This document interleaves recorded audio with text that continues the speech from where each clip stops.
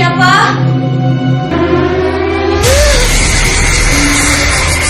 Takut nggak ada yang sayang sama anak-anak kita di sana, Adi. Kamu ngerti dong?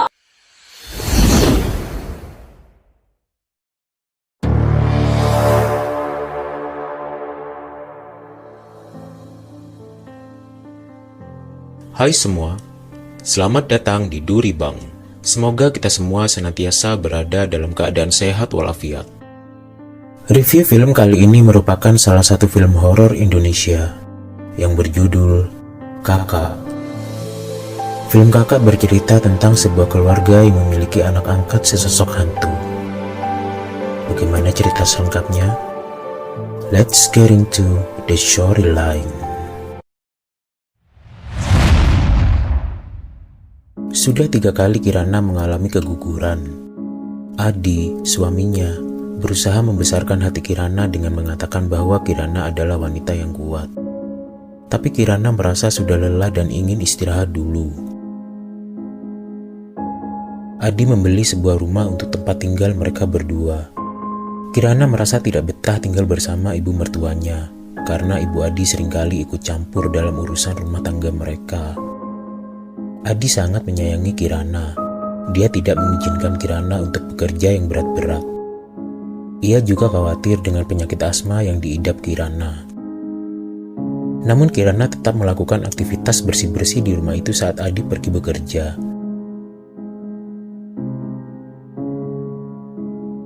Kirana menemukan sebuah boneka teddy bear di depan pintu sebuah kamar di rumah itu. Dia memungutnya lalu masuk ke kamar tersebut. Kamar itu sepertinya adalah kamar anak perempuan dari penghuni rumah sebelumnya. Di dalam kamar itu, dia menemukan beberapa buah foto gadis kecil dan juga boneka. Ia pun melanjutkan aktivitasnya. Kirana naik ke sebuah kursi untuk memasang lampu. Dia tampak kesulitan menjangkau tempat lampu itu hingga ia hampir jatuh. Namun sebuah kursi tiba-tiba berpindah hingga ia urung terjatuh. Kirana berujar sendiri. Siapa? Namun tidak ada jawaban. Dia merasa ketakutan lalu lari keluar rumah. Saat itulah asmanya kambuh. Ia kembali ke rumahnya hendak mengambil inhaler. Tapi ia tak berdaya untuk masuk ke dalam rumahnya. Tiba-tiba saja sebuah inhaler terlempar ke dekatnya. Setelah menghirup inhaler itu, dia kembali memasuki rumahnya. Dengan ketakutan dia menuju ke kamar itu. Ia jatuh pingsan karena mendapati sesosok gadis kecil tengah duduk di tepi ranjang. Wajahnya tidak terlihat karena rambut panjang menutupinya. Saat Kirana terbangun dari pingsannya, hari sudah malam. Ia mendapati dirinya masih di kamar itu. Saat ia membuka mata, sebuah boneka teddy bear berada di hadapannya. Tubuhnya juga sudah terbalut sebuah selimut. Tiba-tiba lampu kamar menyala sendiri. Pun saat ia keluar dari kamar, semua lampu yang ada di rumah itu menyala sendiri satu persatu. Esok paginya, Kirana hendak mengunboxing semua barang bawaannya. Sebuah kardus terbuka sendiri, diikuti kardus-kardus yang lain. Dengan agak ketakutan ia menata barang-barangnya. Kirana menyadari ada sesuatu di rumah ini. Dia coba membiasakan diri dan berkomunikasi dengan sosok yang ada di rumahnya. Dia juga melihat bahwa sosok misterius ini tidak jahat. Saat Kirana membuat teh, sosok itu juga menanggapi dengan caranya untuk membantu Kirana. Kirana juga menduga sosok gadis kecil dalam foto itu adalah sosok misterius yang kini tinggal serumah dengannya. Kirana yang awalnya ketakutan, kini sudah mulai terbiasa. Ia bahkan menganggap sosok gaib itu anaknya sendiri. Setelah menunjukkan eksistensinya kepada Kirana, sosok itu juga ingin Adi mengetahui keberadaannya di rumah itu. Adi kaget saat hendak sarapan. Gelas yang berisi susu di depannya bergerak sendiri. Pun saat dia hendak mengambil inhaler Kirana, benda itu bergerak sendiri. Adi panik dan mengajak Kirana ke rumah ibunya. Namun Kirana menolak. Dia mengungkap kalau sosok itu adalah kakak. Kakak adalah sosok yang baik dan selalu menolongnya. Mereka berdebat dan Kirana berusaha meyakinkan Adi bahwa kakak tidak akan menyakiti mereka. Adi coba berkompromi dengan keadaan ini. Suatu hari Kirana mual-mual. Saat melihat 2 garis biru di tespek, Kirana justru merasa takut. Dia khawatir akan mengalami keguguran lagi. Saat kehamilannya sudah besar, Kirana mengalami flek setelah terkejut dengan kehadiran sosok kakak. Meskipun sudah menganggap kakak sebagai anaknya sendiri, rupanya ia belum terbiasa dengan wujud asli kakak. Dokter yang memeriksanya meminta Kirana untuk bed rest dan menghindari benda-benda yang menyerap debu. Kepada Adi, dokter itu juga menceritakan tentang gadis kecil yang dulu tinggal di rumah itu. Menurutnya, gadis kecil itu juga mengidap asma. Adi meminta ibu dan adiknya tinggal bersamanya untuk membantu menjaga Kirana.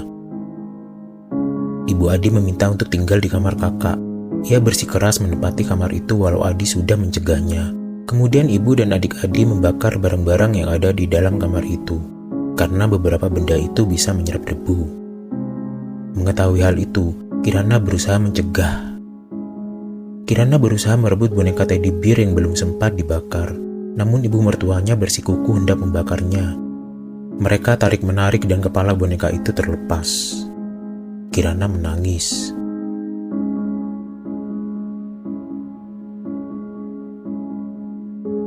Kejadian ini membuat kakak marah. Ia meneror ibu dan adik Adi hingga mereka keluar dari rumah itu.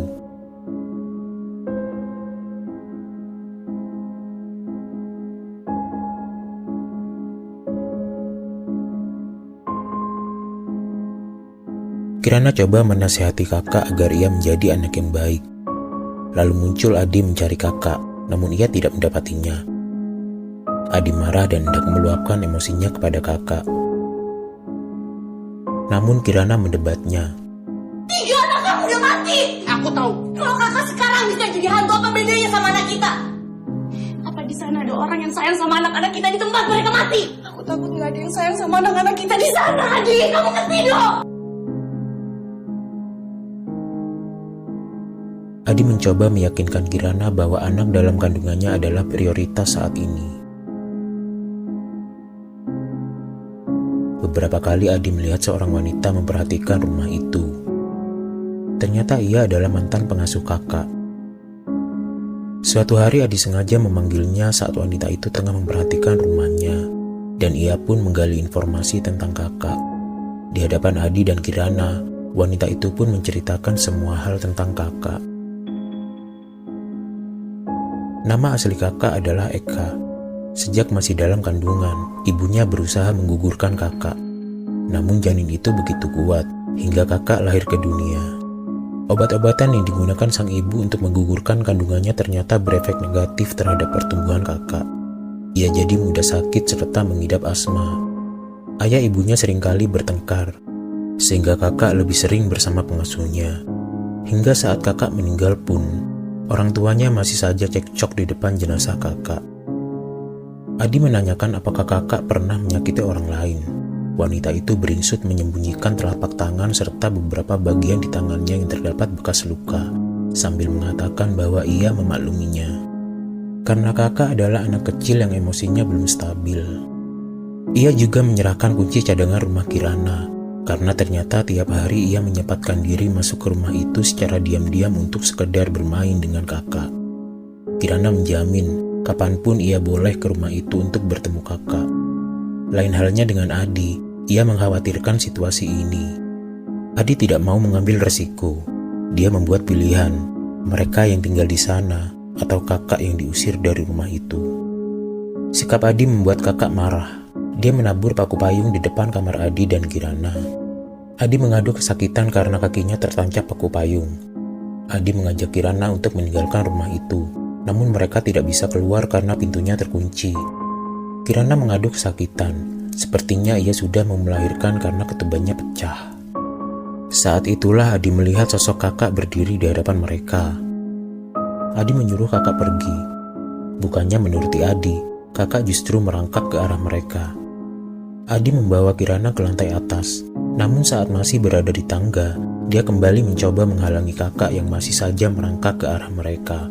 Sementara Kirana terduduk di tangga sambil mengerang-erang. Adi berusaha mencegah kakak dan mengatakan kepadanya agar membawa ia saja dan jangan mengganggu Kirana. Dia juga meminta maaf karena sudah menyakiti kakak. Saat Kirana mengaduh dengan suara yang lebih keras, tiba-tiba sebuah kursi kayu menghantam Adi yang membuatnya pingsan. Kakak merangkak ke arah selangkangan Kirana.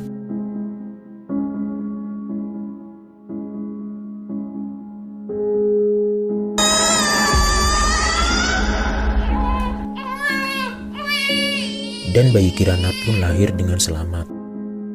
Rupanya kakak bermaksud membantu proses kelahiran bayi Kirana. Kakak menyerahkan bayi itu kepada Kirana. Kirana mengatakan bahwa bayi itu adalah adiknya dan kakak harus menyayanginya. Dia juga mengingatkan kakak bahwa ia akan menyayangi kakak sampai kapanpun. Adi yang sadar dari pingsannya pun mulai memahami bahwa kakak hanya ingin disayang. Dia baik apabila diperlakukan dengan baik. Sebaliknya, dia akan usil bila merasa diperlakukan tidak baik. Akhirnya Adi bisa menerima bahwa mereka mempunyai anak angkat sesosok hantu. Pun demikian dengan anak Adi dan Kirana. Ia juga sudah terbiasa dan menerima bahwa dia mempunyai kakak sesosok hantu. Kak, aku berangkat dulu ya. Dah. Dan film pun selesai.